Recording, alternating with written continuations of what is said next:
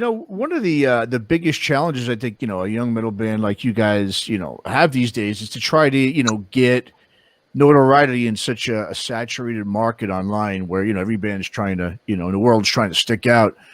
And it almost has less to do with, really how good the music is. It really has more to do with how well you're able to promote your music, which obviously, especially now, obviously with the pandemic, but even pre-pandemic, a lot of that, most of that's really done through online platforms. And that's something you guys have been able to do with. I did notice that you had the track Defiling Innocence. It made it to the top of Kerrang's American Access Spotify playlist. So talk a bit about how you guys were able to get that track on that list. And once you did, how big of a boost or of a reaction were you able to receive just from having that one song on that list? Okay, well, truth be told, I would love to say that, we just worked really hard, whatever. But the truth is we paid for a PR campaign. We hired a good friend whose name was Curtis Dewar. Okay. And he had a lot of press contacts, and he had a contact at Kerrang. And so the contact at Kerrang heard our song through him and put it on the top of the playlist. But he does not do all our promotion. We did pay him for a little while we were just boosting the album initially, but we do most of our own PR. And really, sorry, I'm getting ahead. But to answer the second part of your question, the Kerrang playlist gave us a pretty good boost. Defiling Innocence has I think at least 1,000 more streams than our second most streamed song.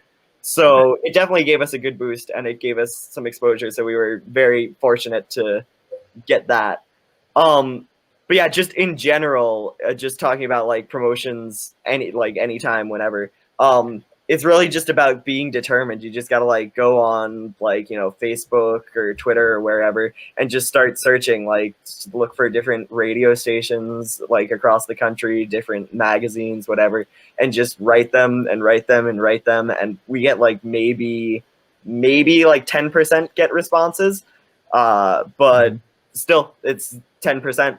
And 10%, gotta just keep growing it. And the more radio stations or whatever you get on, the bigger a following you have, and the easier it is to get on more radio stations and magazines. So it's really just about, I hate this word, but just about grinding it out. You know? Thanks for listening to Aftershocks. For more episodes, go to our website at www.aftershockspodcast.com. Visit us on our Facebook, Instagram, and Twitter pages for more news and information on the podcast.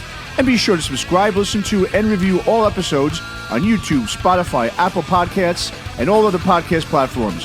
For your music listening pleasure, visit our website or go to www.shockwavesradio.com. For all comments and questions, please email us at info@aftershockspodcast.com.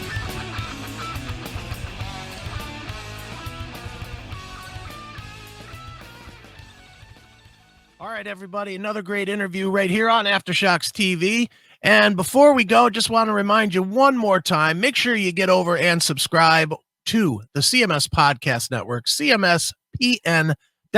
You can watch, you can listen, you can subscribe to everything that we do. Not only us, but the classic metal shows, Shockwave Skull Sessions, Talk to Me. It's all there, one site. Get 4 great shows. Never have to do anything again but be entertained. So check it out, cmspn.com, cmspn.com, cmspn.com. Until next time, folks.